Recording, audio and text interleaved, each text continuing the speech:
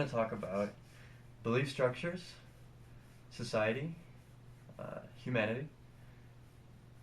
We'll touch government and institutions. I don't know if I already said that, institutions. So, institutions. What are institutions? That's easy. Institutions are your churches, your schools, your housing developments in a sense.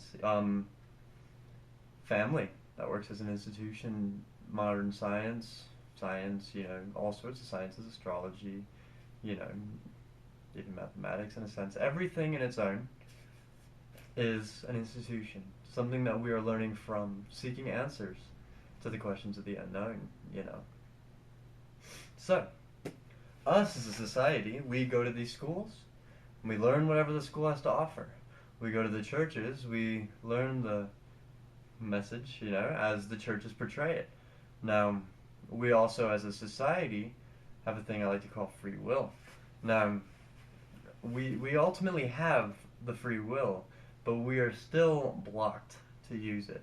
Not necessarily because the ideal laws that we actually know as laws reprimand us to, but more so on a psychological basis. We are limited because of these institutions.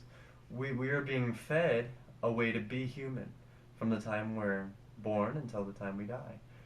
So let's really cut to the chase here. The part that is interesting is we are fed of how to be human. We don't necessarily just learn from our own experience, go and explore and experience, because at that point we would never think stealing is bad, because stealing really isn't bad. There's no such thing as good or bad. There's no difference. That's just an idea. Outside of ideas, which are only in our minds and in our feelings, outside of that is this real world. And in this real world, their only limits are the limits of this world that it has on itself. So, ultimately, we can do as we please. But, back to what I was saying, we are psychologically limited. We are put into a box. Okay, I'll draw a little chart for you right here. We'll take a human being, okay? A very crude drawing, but a human being, okay? This could be you, this could be me, this could be anybody, brothers, sisters, fathers, mothers, it doesn't matter. Anybody, any human being, okay? Now, this human lives in a world that is very vast, still limited on its own claws, but yet vast. So, what happens to this human being to prohibit them from experiencing this whole world? Well, we have institutions. You have your schools, your religions, and all that. And what they start to do is build a psychological box around this person. You have your religious beliefs. You have your schools, we'll say schooling, what you think science is, what you think our physicalities can have an extent. Self-identity is another one. And, what else am I missing here? Schools. And government in a sense. Economics, financial aspects of life. So, you have this person limited in this box that was built by institutions around themselves, thus acting as a filter to this world, giving it a perspective purely subjective.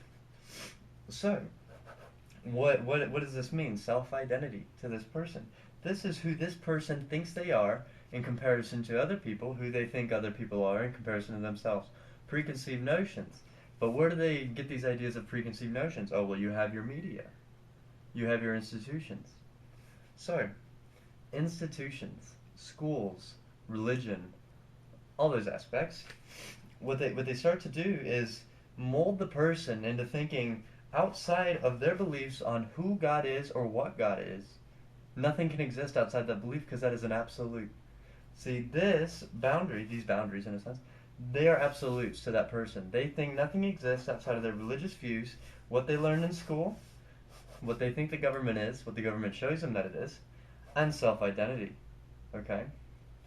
Nothing to them is fluctuating. To them, it stays in that little boundary.